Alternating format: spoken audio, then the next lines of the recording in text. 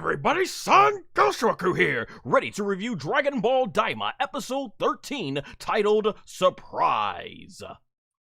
Alright, but before we get started here, I want to make sure that we give respect to Dale Wilson. May he rest in peace, for he did the voice of Cell and Kami in the Ocean dub of Dragon Ball Z. As always, anyone who has contributed to the world of Dragon Ball and helping bring Toriyama's vision to life has always gonna have our respect here when it comes to the Dragon Ball fandom. That being said, we kick off episode 13 with the spaceship showing that black smoke, because as we saw before in the previous episode, for whatever random reason, the ship was breaking down, and Pansy did a little quick fix where she plugged it together, and yeah, what the heck, looks like it didn't work that well.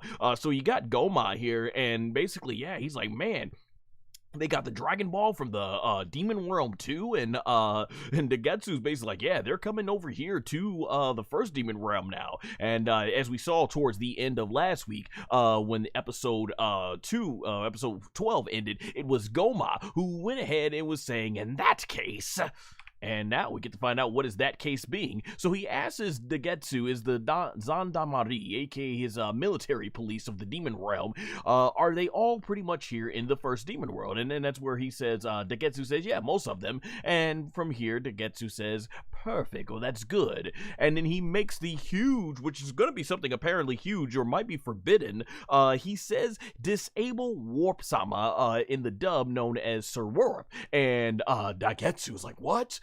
Because that's never been done from what he says, and it's from here that he ends up saying that no one's ever done that before, and from here Gomah, he's basically like, shut up, and he's like, just do it, and he, he's getting super angry. So we see Degesu, he's walking down this path, and like I said, the backgrounds are phenomenal in Dragon Ball DAIMA, really gotta love that. And so we see from here that basically Degesu, as he's walking right towards this colorful room, he ends up taking this sort of energy key blast, and it disperses what I assume was a lock. And there you see the lever that he's supposed to pull down, and he's just like wondering his life. He's like, why do I gotta meet? Why me? Why do I have to do this? And so we see Sir Warp there, and from here, Degesu, he's just contemplating things in life. He's like, he does not want to do this, so he uses both hands and he pulls it down, and Sir Warp, which is pretty funny how he's disabled, he's like, oh, and his pupils go really small, and he's like, oh, gets tired, and he goes to sleep in midair, just floating in the in-between realm that switches from one demon realm to the other. And look at Degesu, looks like he just saw his life flash before his eyes. Like, why in the world did he just do this? So I'm hoping this gets expanded upon. Like, what is the dangers? What is the negative consequences of basically disabling Sir Warp? Now, obviously, Degesu said no one's ever tried this before, so it must mean he knows something bad would happen if it does. So it's gonna be very interesting to see exactly where that goes. And you see this cool thunder shot right here of Sir Warp basically just flying there, disabled. So obviously Gomah wanting to do this because he feels it's gonna keep Son Goku and his friends from entering the Demon Realm. Obviously, we already know these characters find ways to get things done. I mean, even going back to Dragon Ball Z, we saw that Super Buu and Gotenks were strong enough to completely break the fabric dimension, right? So they're that strong, going back to just a year prior from where this takes place in the story. So I'm imagining with how strong Son Goku and Vegeta have gotten, they're gonna probably end up doing that to get to the third Demon Realm or something like that. Alright, before we get started here, where our heroes end up leading, I'm gonna take a sip of water here.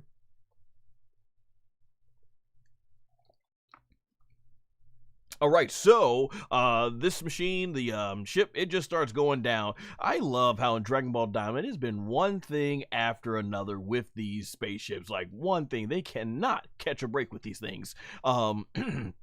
And so Goku and Nahare, aka the Supreme Kai, they're rocking here, and then boom, you see Goku's like, oh, and bam, lands right into the Supreme Kai, and then the bag comes towards them, and boom, smothers them both. So it's rocking all crazy, and it's mentioned that they're losing altitude, and I love that you even get like the sea sick motion, basically with Hibiscus, because he's like, oh, I'm going to puke, and the really cool design here. We see how the machine, basically the spaceship, is completely in danger. It's pinpointing where the ship is failing, and from here, you know, this is where Glorio is able to mention that the ship is definitely failing indeed from the engine, and you see Vegeta and Piccolo, they're all flying around. Man, you know, it'd be cool if they just burst out of that thing and then quickly fly everybody to safety, but they don't want to destroy the ship, so it puts them in a really bad situation. And Son Goku, he of course can only use his instantaneous movement when he can sense ki, but everybody that he knows is already inside the ship. So yeah, this ship goes down quickly, and Neva right here. So Neva, he's just there basically. If we land in the ocean, we'll be Karakin food.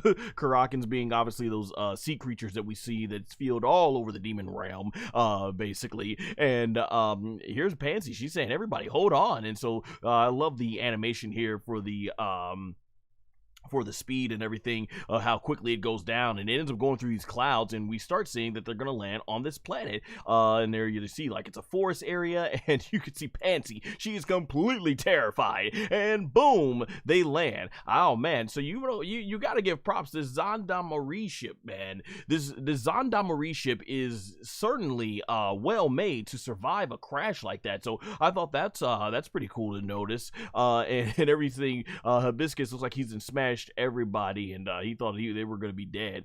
So everybody comes on out of the ship here, and we see this glorious looking backgrounds. Man, I cannot say enough how awesome these backgrounds in Dragon Ball DAIMA look. And from here you start seeing, man, I love the colors, the blues, the purples, the turquoise. My gosh, it is just awesome. The greens, everything. And they're trying to find out this place, and it quickly looks like they're not so much in a forest areas. This looks more like grass than plants, and everyone's just wandering, and even this thing ends up taking Goku and it pushes him all the way into the sky, and he's looking, and you see the background there, and he's like, whoa, look at this place, and he sees back there, you know, the towns and everything, the civilization, how it looks. It's cool. It's like there's mountains, and then they kind of form into trees, and Goku's just in awe, complete awe of this whole thing, and he starts sliding down this thing, which I thought was going to be like a dinosaur or something, but this is actually some sort of big long weave and weed, and Goku's just flying through it, and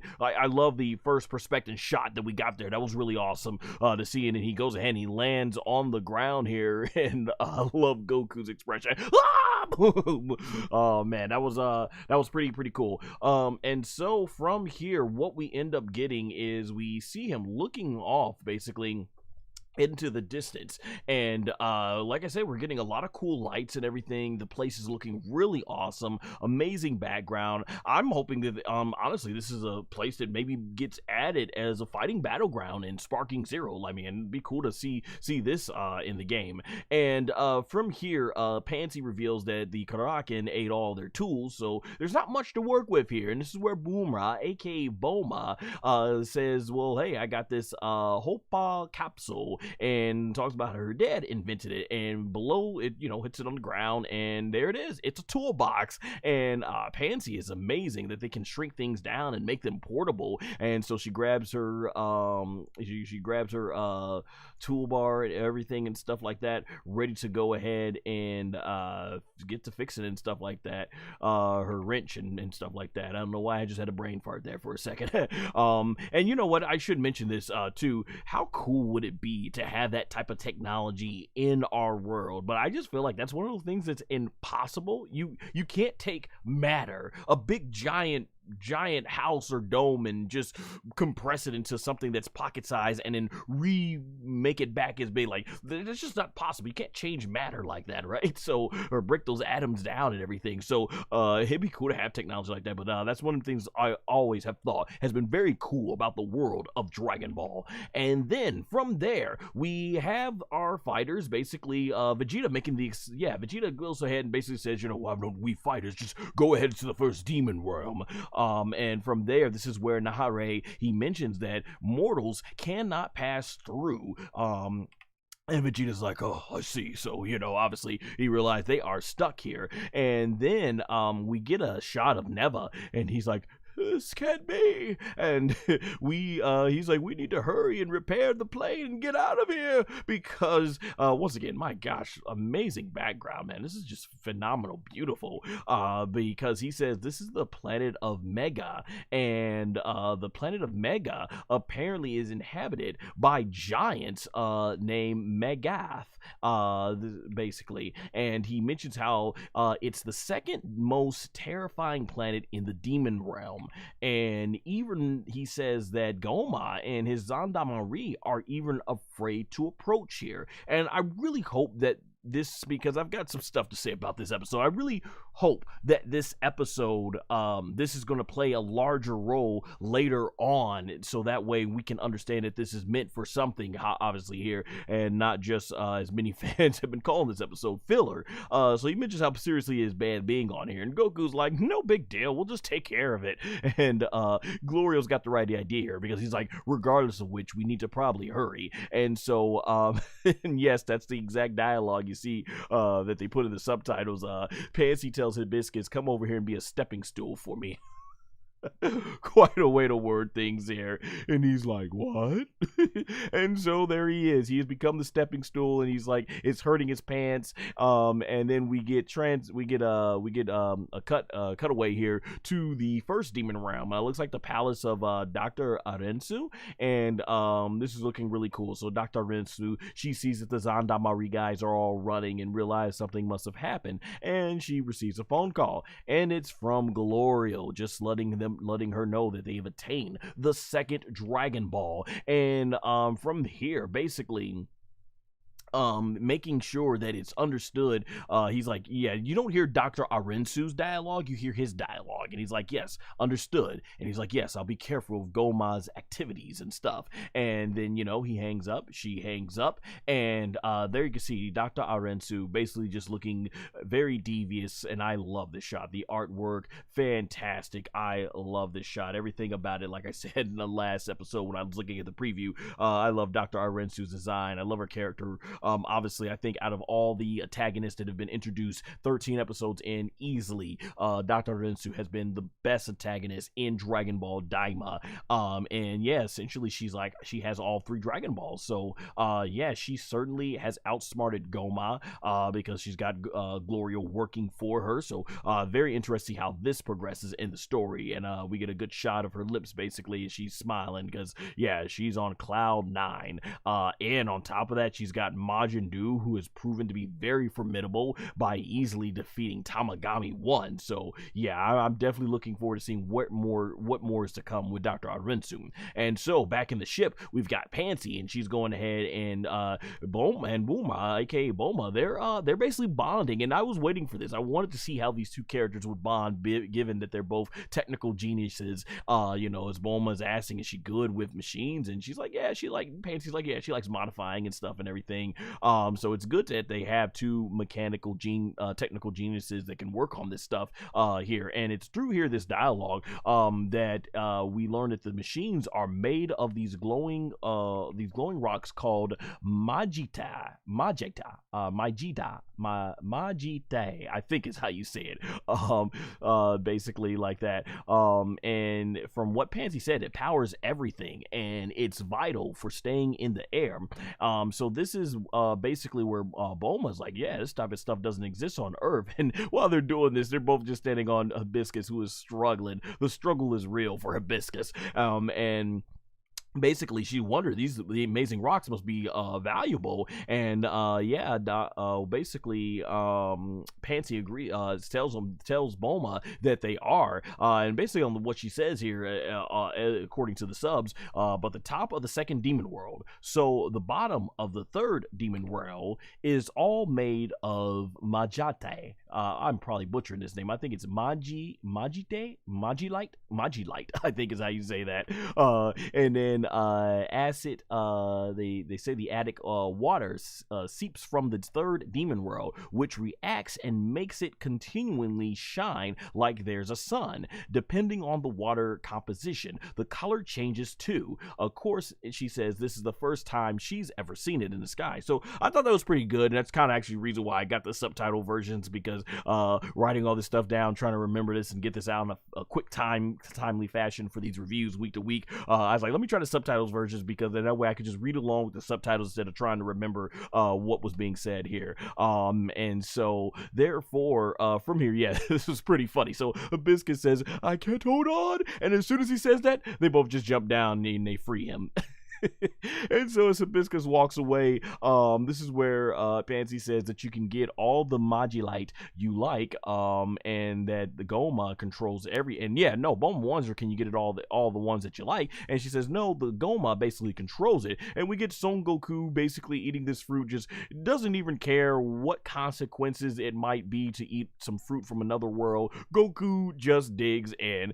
So he basically mentioned, Pansy's mentioning how this is basically very valuable mineral in the third demon realm, and taking any, it's punishable by death.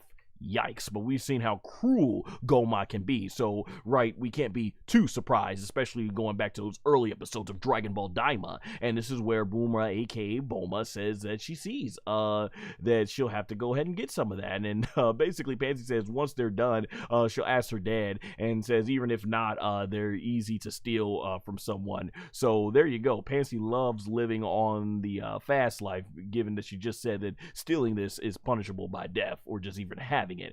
Once again, more gorgeous looking backgrounds that we get here, and Goku, he has gone to town on this fruit that he found, and then we get our first signs of trouble, ladies and gentlemen, as we see this red light, obviously being a some sort of creature. All right, I'm gonna take a water break here.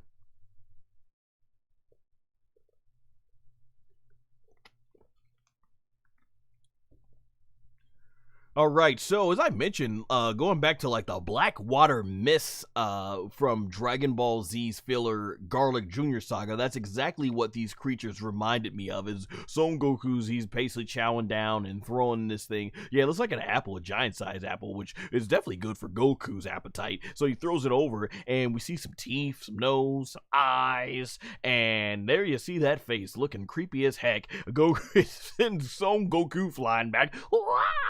You know, and stuff like that. Terrible Masako Nozawa impersonation there. But shout out, she is definitely a goat of voice acting. And there you see Goku, he's thrown back to where his friends are, and he's like, what the heck is this thing? And there you see, what's funny is when the thing opens its mouth, it does the whole what was that like? Yes, the which was that funny laughter that Takela, who was also based on like a little old rat or something, or mouse, was doing that hilarious laugh in the Japanese version of Dragon Ball Super, which used to always crack me up. And so here Neva reveals that this thing is a hamster, and Goku's like, it's huge, and there you go. The thing tries to take a chunk out of Son Goku, and Goku barely gets out of the way, and this thing is ready to eat him and is chasing after him and stuff like that. And obviously Piccolo, he's like, what are you doing? Just go ahead and defeat it. And boom, Goku's like, that would be too cruel and everything, because they don't want to harm the creature. Like, is the creature really doing anything? After all, they're in their territory, you know. It's like that movie The Gray, right, where basically, hey, they ended up in the wolves territory, so you know, can you blame the wolves going after them? And I love Piccolo, because Piccolo always, it seems in Dragon Ball DAIMA, he likes to open his mouth to Son Goku and tell him, why don't you do this? Why don't you do that? Why don't you do this? And then he finds himself realizing that, yeah, it's a lot easier said than done, but I'm definitely looking forward to seeing how the voice actor Nassim Bellicor is gonna go ahead and pull this off with the English dub, which actually just dropped today on Crunchyroll. So basically, these creatures, man, all these hamsters, they just start coming flying, and there you see Piccolo's like, oh, this is bad. Oh, but Piccolo, weren't you just talking stuff? Piccolo, weren't you just talking about stuff to just defeat them? And so there you go. These creatures are coming right after me. And man, dude, I'm being honest. I wouldn't want that many type of hamsters coming at me if they were regular size, let alone giant size, right? And so from here, I like Nahare, aka the East Kaioshin, aka the Supreme guy. He's like, it's an army of hamsters! Oh, so these hamsters thing, they just start coming around at our fighters and they're jumping all over the air, and Goku, he goes ahead and tosses one of them, and then these things are basically coming right at him, and they jump, about 4 of them, and boom, they done smothered Goku. And what's gonna happen here? What's Goku gonna react? He's got these 4 fur balls going at him. He starts laughing, you know, doing that, start crying, talking about how it tickles. Only Son Goku in battle, but Vegeta, our boy Vegeta's like, boom, doesn't play with that, bam, punch you in the draw. There will be, Vegeta apparently has no problem with animal cruelty,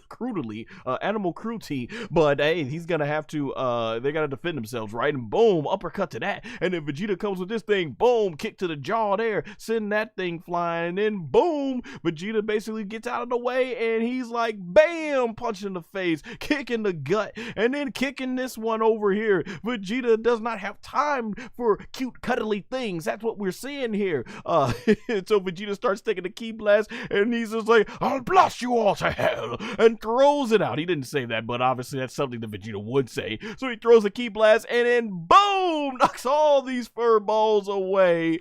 Vegeta, Vegeta, Vegeta, right? That's why we like him, because hey, Vegeta, at the end of the day, he ain't gonna play, right? And these things are like, they're trying to get their arms and stuff in the air, and they go ahead and eventually pop right back up, and they're ready. And Vegeta's like, they're so resilient. So yeah, obviously these things can take a beating and keep on ticking. And boom, they're quick too, because already they've decided to try and overwhelm Vegeta. And I like my man Glorio. He's like, F this, takes his pistol out, pew, pew, pew, he just starts shooting at these things. And Piccolo's like, boom, boom, you know, starts shooting some ki blasts at these things. And he's like, hey, are those repairs done yet? And from there, you've got Bulma and Panzy, and they are basically still just trying to work it out. And man, they're not seeing exactly everything that is going on here and stuff like that. Man, so you're seeing all this stuff with them trying to fix it and everything. And what ends up happening from here, we end up getting, they're Hibiscus and Neva are both hiding away from these things. I love Nahare. He's like, I'm not tasty. And boom, this thing almost got him. And I love the way when he almost gets right, he's like, oh. So this is some great comedy, man. And then this big thing starts coming out, and Goku, he's already struggling with one of these hamsters, and the big giant thing makes a foot, and it's like, what is this? And all the hamsters, this has caught their attention, and they run and skedaddle as if they've seen some sort of bigger creature. And that's where we're reminded that this is a giant place, and they start going all into the giant grass here, and Goku's like, wait, where are they going? And Piccolo's like, oh, go ahead and check it out. So he flies up into the sky, and once again, you got a great look of the scenery, the background, once again, just looking absolutely phenomenal right there. I'm really loving it and all that stuff, so that's really cool. And from here, the next thing that we end up getting that's really awesome is that we see this giant creature, and he basically lands his foot on the ground, and I love Panzy and Bulma, aka Bulma. They come out with their big mallets. Like, what are y'all gonna do? Especially with that small little thing and everything, stuff like that, man. And from there, we see this giant creature coming into the sky. So Piccolo, Goku, and Vegeta, they all fly towards it. And then it's from here that we are seeing that it looks like it's got a ruler on it. It's got some books, and there's our look, and it's like, okay, what is this giant creature? What's he about to do? And Neva, he's like, oh, and then he kind of fades like, oh. Like he got gassed or something just from this, and he goes like, that's, and you could see from Goku, Vegeta, and Piccolo's response, but they're like, oh, what have we gotten ourselves into? And this giant thing's foot, bam, nearly crushes them, sends them three boys flying, like, whoa, and they're barely hanging on with a thread. And this is where Neva says that's the Megat kid, and he says it's a Megat child, and Nahare, the supreme guy, he's like, that's a child? And we get a look and like, holy crap, if that's a kid, how big must the adults be? And when you look at it from a far away distance, he kind of does look like a kid. And from here, man, Neva explains that this thing is on its way from home. And they're like, okay, these things go to schools? And you see a thing, he's kind of like, seems oblivious that they're right there. And he just sits down. And from there, basically being pretty much a mess, just takes all his stuff and throws it on. I mean, like, when I was going to school, I mean, I wouldn't sit in a random forest area and drop all my homework and stuff like that. I wouldn't have done that when I was going to school, and everything. So he just drops it right there. And this stuff comes flying towards Goku, Vegeta, and Piccolo, and this book almost, boom, crushes them, but they are able to get out of the way. And then you have these pencils, they start falling down. It's nearly Vegeta's head, and boom, Vegeta's like, holy crap, that could have been my head. And I just love the laughter of these guys, is their facial expressions. And another one comes down, and boom, another one almost nearly go ahead and hits Piccolo. At least he would have been able to regenerate and stuff. And then this racer falls towards Goku and Vegeta, and he's able to go ahead, and they're both able to go ahead and catch them. And they're like, everything on this planet is way too big. And then the big giant child here is eating something, and we don't know what. And they said it's holding something to eating, and Neva said he must have brought it from the store. These big old things, ladies and gentlemen, are going to the store and eating like, I don't even want to know. Well, actually, I kind of do. I kind of would like to see more of this world. But given that it's 20 episodes long, then I don't think we should spend too much time here. But that episode says, the heck with that.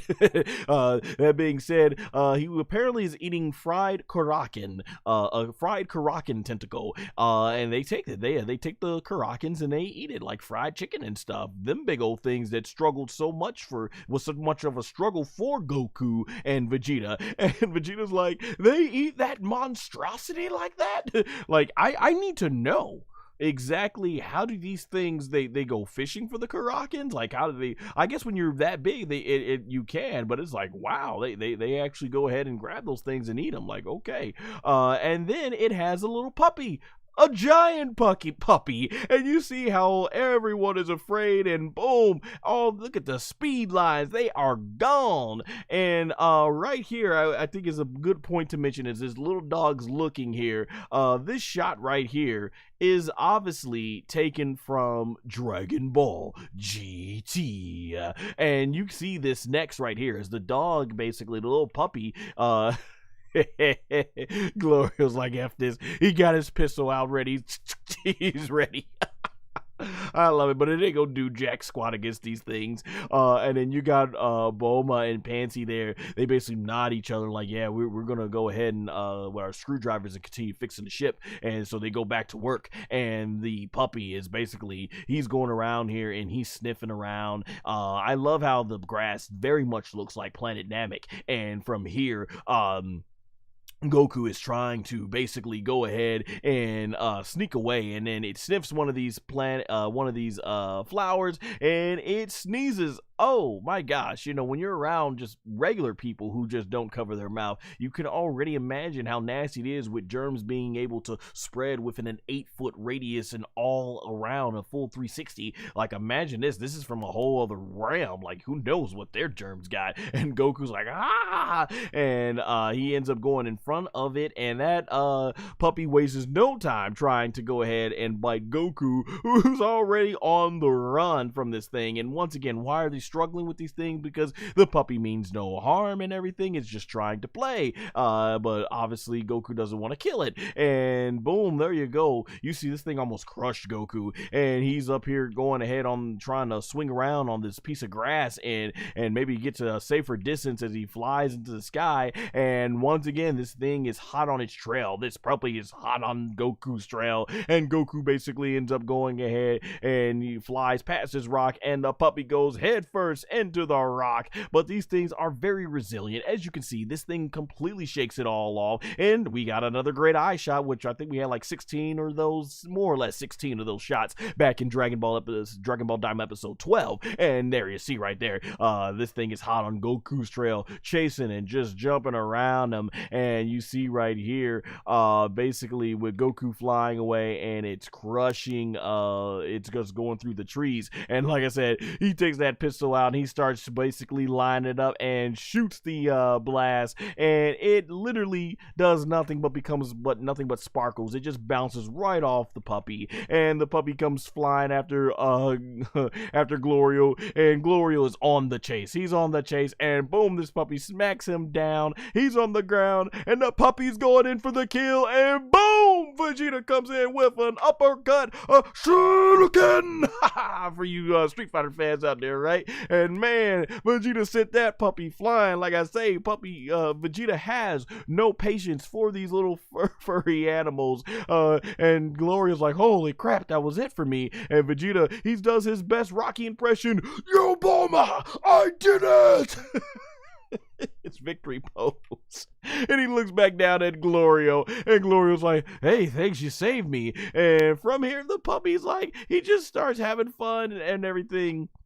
And Gloria's like, we gotta keep this thing away from the ship. And Piccolo's like, Vegeta's like, and Goku's like, yeah, let's do it. And then Vegeta flies right past Goku, and Vegeta's like, I'll take this thing. And so Goku, Vegeta, and Piccolo, the animation right here is really cool. They're flying all over the area. Gotta give shout out, by the way, to the animation staff, because they were on point. The chief animator director was Nako Yamoka, and the animation directors was Shuntaro Mura and Koji Watanabe. And I saw on Twitter too, under the handle Mix the Scale, Scale-it, I think is how you say it, Mixtheskele, was also a key animator, and I thought, man, all of them and the entire staff did a phenomenal job animating all this. Sorry if I butchered their names, but gotta give respect to the people that make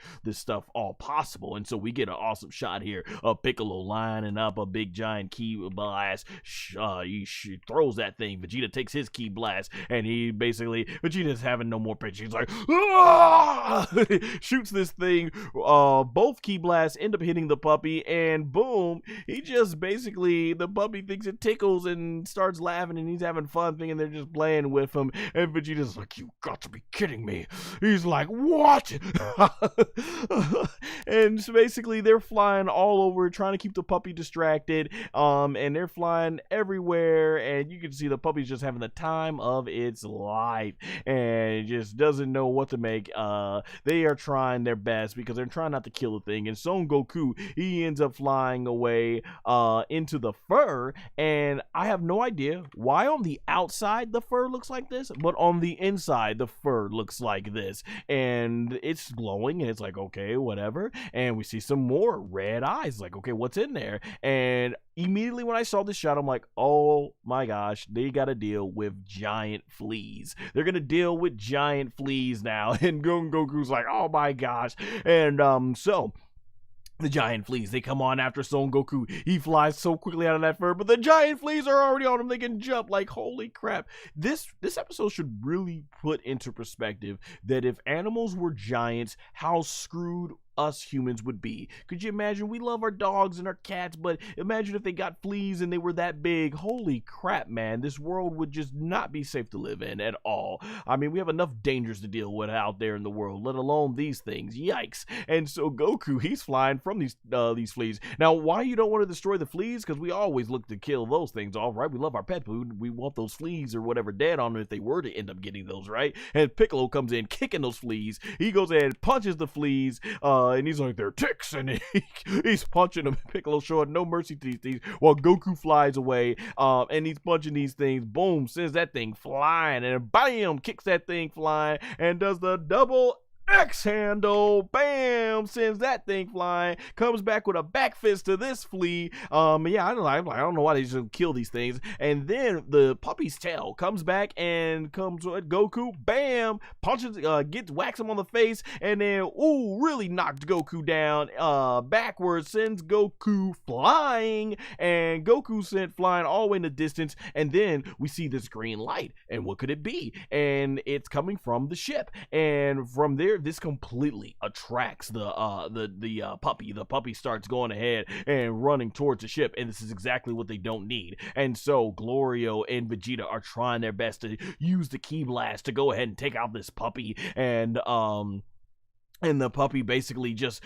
flies right past it, dodging all of it. Piccolo's gonna try and stop it nose first, but it it sweeps aside Piccolo, and now it jumps right towards the ship, and Bulma and Panzy see it, and they're like, oh! And Goku, he's like, dang it, I'm gonna have to go. I'm not gonna make it in time. So Goku starts flying, and I don't know, at this point, I'm like, all right, y'all need to just go Super Saiyajin, aka Super Saiyan, and go ahead and just put an end to this. But Goku, he's flying, and man, this shot lingers for quite a while to explain just how far away Goku is at trying to get this thing, or how far it got kicked away. And I'm like, just go SS1. Go SS1, you know, you're gonna need the power. You know, it's always, I don't never mind them being in base form, but when they start struggling in base form, you know, like in Dragon Ball GT, when Gohan almost got killed by fighting General Ryodo, and he never went SS1. It's like, why not? Power up. You can power up. And so Goku, he gets on the ground and he starts forming. He's about to bring out the heavy artillery,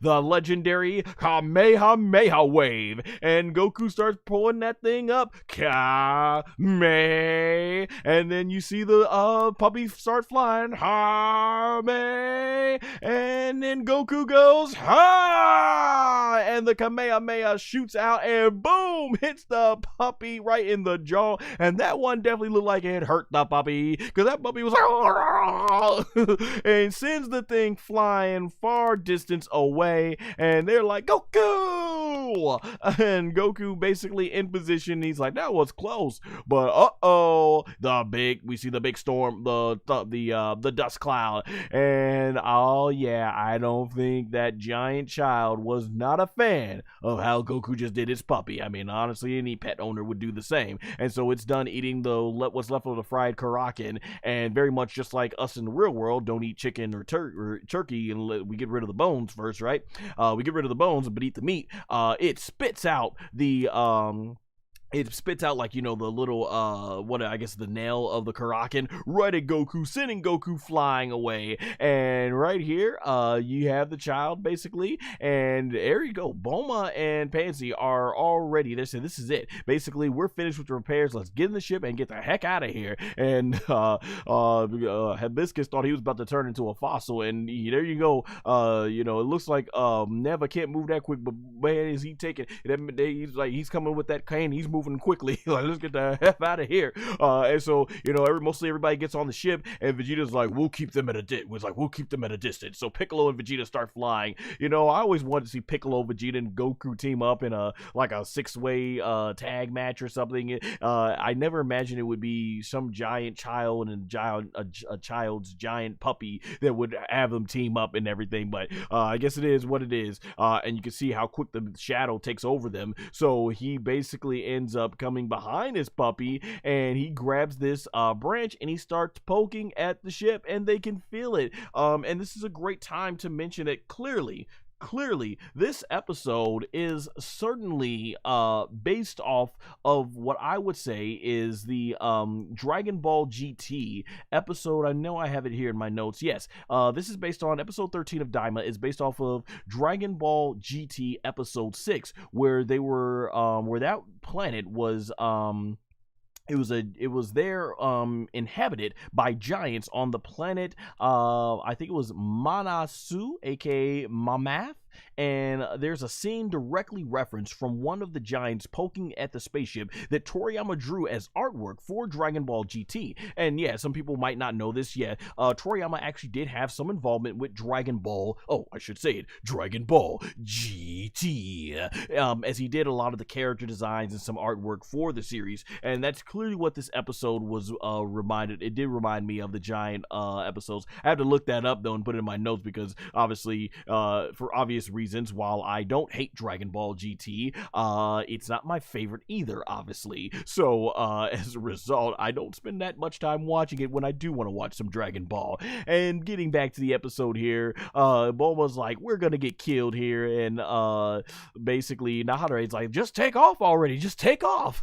And Glorio, he puts his foot, the pedal to the metal, and they start flying out of there. But the giant child is like, he starts basically taking the wing, going like, and he ends up sucking them closer to him, and then he blows them away, and you can see this sends the ship going completely out of control. So this ship takes a long time to obviously get off the ground, and then he takes his hand, and Glorio's like, I can't dodge it. So Goku, he comes flying in base form, and he's basically holding it back from hitting the ship. And right here, Goku, like he's in full mode. This shot has got to be taken directly influenced from when he threw the Super Genki Dama, aka Super Spirit Bomb, at Kid Buu. You know, that very shot when he's struggling, he's like, you know, that shot. That's exactly what it reminded me of. And there, you know, you see Son-kun, they are very happy and everything, and it's like, get out of there. And so this giant boy, he basically doesn't understand, what the heck is this thing on my hand? It's like a fly or something. So he ends up pushing Goku much closer to his stomach area. Boom. And I guess basically tries to flatten Goku right there. This only causes Goku to fly into his fabric of his shirt that he's got on, and Goku's basically just falling down here, bouncing all over the place, and he ends up nearly getting, as he goes further down, the giant boy tries to basically go ahead and completely whack the spaceship thing away, and the spaceship, they end up going away, but it's moving slow, and they're just trying to go ahead and dodge all this stuff away. And from here, it nearly goes ahead and it hits the ship again, but they're able to evade it. And then Vegeta, finally, I've been waiting all episode. I was like, why don't you go SS1? I understand, but at base form ain't working it. Go SS1. You have these abilities, and especially when we know Vegeta can go SS3, and Goku at least has shown he can master SS2. So Vegeta starts just going in with his ki blast, going all out and just trying to shoot this thing from the side, but it's no avail, and it tries whacking Vegeta, and as you can see, no effect at all. And Piccolo, he starts using his ki blast and shoots everything he's got at this thing. Well, I'm pretty sure he's not shooting everything that he got. It hits him in the hand, and it does manage to have them drop the tree that he took out and was trying to whack him with. And then the giant kid's like, okay, I got something else for y'all. He goes ahead and takes out his ruler, and he's about to go ahead and shoot this machine. Man, I don't know, like, we've all had encounters with bees and flies and stuff like that. Would you ever go ahead and try to if a fly and a bee's trying to get away with you, why would you try to interrogate it? So I guess you could tell, yeah, this is very much a child they're dealing with here. So they go ahead and he tries to swat this thing at this at the spaceship, and Goku, he's trying to find the exit, and from there it can feel something's itching right there, so it starts itching the shirt, and it's compressing Goku, and there you see, nearly squashing and flattening Goku there. And Goku, he still sees the light. He sees that end of the light at the end of the tunnel, gets out of the fabric, but then falls into the books, and you see him going straight down there into the books all the way. And I guess because the books is padded this way, so it's more open, but it gets more narrow as you go down. And I did like that effect. That was really cool when he went down there. And from here, he tries to go back to whacking the spaceship, and he's coming nearly close, but no, we see that golden glow. And at last, after waiting the entire gosh dang episode, Son Goku is, I love it. That was really cool with the books and the homework and all the utensils coming out of it. But at the last, Son Goku finally goes Super Saiyajin, and he starts spitting that Neo Ball And basically Goku not playing anymore, starts flying right towards it, and then this thing is gonna take its ruler, and yes, Goku, showing no fear, no hesitation, on point, takes the Neo Bowl, aka the Power Bowl, and collides it with a ruler, and yes, it is a struggle, ladies and gentlemen. This is what Dragon Ball DAIMA has become. SS Goku with the Power Bowl, struggling with a big giant kid's ruler from school. This is ridiculous. Only in Dragon Ball DAIMA. Oh my gosh. But that's what Toriyama was known for. He's a gag manga artist. Toriyama loves making these ridiculous scenarios and everything like that. And so Goku's like, so strong! Oh man, and so this big old kid, he whacks Goku with the ruler, sending SS1 Goku flying. This has become a Super Saiyan job that cannot get the job done, apparently, because remember, they're not trying to kill this poor kid. They're not trying to kill his puppy, but obviously doing so is requiring a lot more as it sent Goku into the dirt. And look at that. Oh man, this kid I love how this kid just living life and just doing what kids do is taking Super Saiyan 1 Goku to the limit. And so he tries to crush Goku with his foot, and he's nearly got SS1 Goku nearly crushed, and so now the ship can move quickly. It was taking forever to get out the way, but at this point they're deep in the sky. Glorio's like, all right, let's push it, and he takes that ship deep from the sky, and he's able to quickly now fly under the foot, and they are able to grab Goku up right as the thing is about to crush. And there you see, that thing could have been it for Goku, but they put the jet fuel on there, boom, and they fly right on out, and Goku's got it. And it's like, okay, where was this speed earlier when he was like, I don't know. So Goku's hanging on at SS1, and he's like, oh my gosh, fantastic work. Shout out to the animators, man. Just amazing artwork. Love the line work. Love the shading there. Just fantastic. And Glorio's like, all right, good. And I don't know if he's smiling because he realizes he needs Son Goku. That's his meal ticket, with how strong he is, or if he's genuinely, as I've been mentioning, Glorio, I think, is bonding with these guys. And so it's going to be interesting to see where this comes into play later on when they find out that, yeah, Glorio's a traitor, and all that stuff. And Goku, he's like saying, thanks and all that stuff. And the giant boy then sits down, and Piccolo, you're like, let's get the F out of here.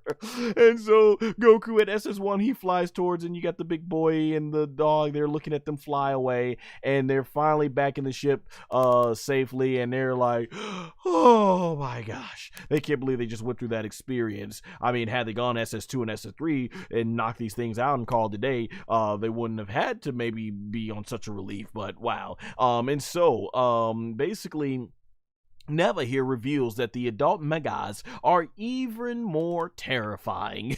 and from there, if they're that strong, and Goku, he makes a good point here. He's like, if they're that strong, why don't they become the Supreme Demon Kings themselves? And this is where, they justify not trying to kill these things because Nahare, he mentions how the Megas are a laid back race and they aren't interested in such things. So these are peaceful people. It's just they're these small creatures that ended up on their territory. So that's basically what it is. And Piccolo, he's like, what terrifying laid back beings they are. And Vegeta's like, hey, you said that this was the second most terrifying planet in the demon world. And from there, this is where Vegeta basically says, hey, there's got to be a place worse than that. And Neva says, indeed, there's planet Giga. And he says there's even larger beings called Gigats who live there. And Vegeta's like, bigger than that? And Goku's like, you're kidding, right? And so Piccolo lays back. He's like, what a place. And Vegeta's like, yeah. And Goku, he basically still smiling through all this, bumps through Vegeta. Maybe now Vegeta knows how it feels like when he bumped that guy in episode, what was it like? I forget what episode it was when they were in that nightclub and everything. So yeah, Goku, he's basically looking at, and I guess we see the kids there, or maybe the giants there. They look normal normal from here, but man. And Goku, he's just smiling through all that. Only our boy Son Goku, after a terrifying experience, still got that smile on his face. And Piccolo just is like, that's the demon world for you. And then Neva, I'm not sure if Neva's like, yes, indeed, or if Neva does something, because he points here, and out of nowhere, you see the this planet starts glowing, all these beautiful, wonderful lights, and the lights start coming on up. And I mean, once again, it looks gorgeous. I love the backdrops, the artwork here, and Goku's like amazing, like wow, and all these glowing stuff, it's all over the planet. So it's like, oh, okay, what's going on here? And Panzy, Bulma, aka Bulma, she is ecstatic to see this, thinks it's a beautiful sight. Nahare thinks it's beautiful. Glorio, he's like, I don't care, I'm just trying to get the heck out of here to the demon world, first demon realm. And Goku's like, oh man, he's like, it's just amazing. And our final shot of the episode here is our heroes basically flying towards demon realm number 1. Of course, they're going to be in a rude awakening when they see that Sir Warp, aka Warp Sama, has been disabled, but they're flying towards all these lights, and that's where the episode ends. And we don't necessarily understand what these lights are for, so hopefully that'll be explained in episode 14. All right, so as we take a look at what's to come on episode 15, I'm gonna take a sip of water here because I've been talking for a long time here.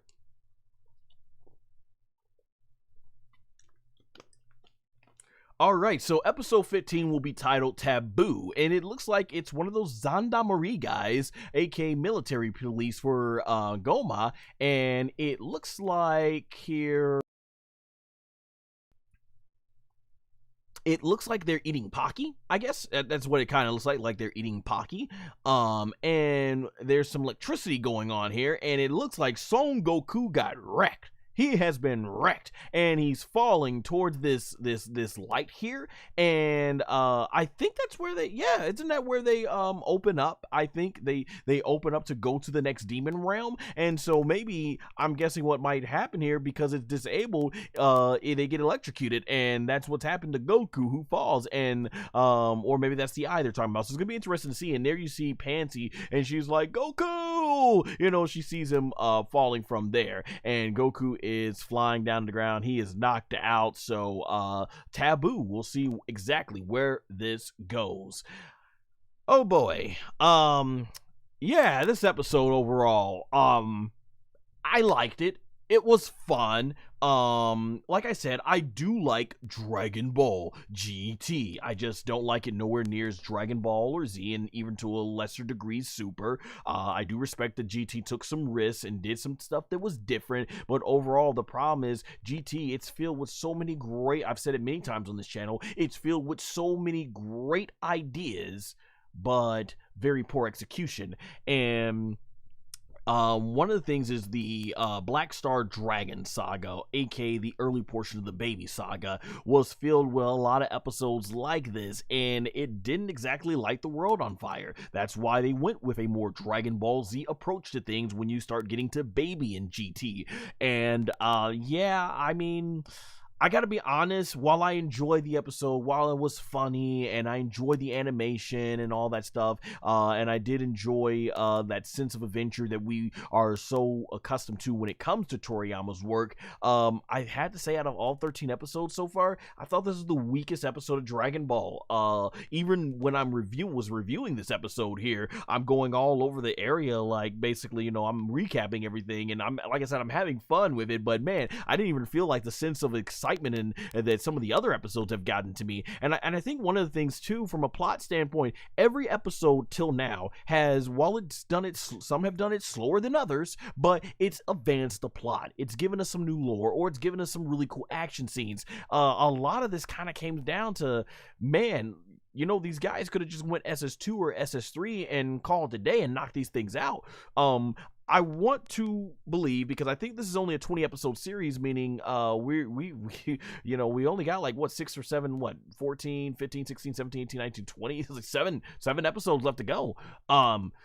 Yeah, 7 episodes left to go, and I like to hope that maybe these characters, since Gomah and the Zandamarri fear being here, perhaps these characters are going to come into play later on and be a giant way for the heroes to help our heroes against Gomah. But when you look at Gomah's army, the military police, they haven't done anything that seems formidable. I mean, Goku has completely wrecked them all through the early episodes, so it's not like they need these people's help. So I just wonder, do they play a role, or was this just an episode that was there to fill time and will have very little consequence on the other story? Obviously, things like mentioning the more giant planet that's to come, and if they have more terrifying beings, that might play a role in everything. But there's a lot of this episode.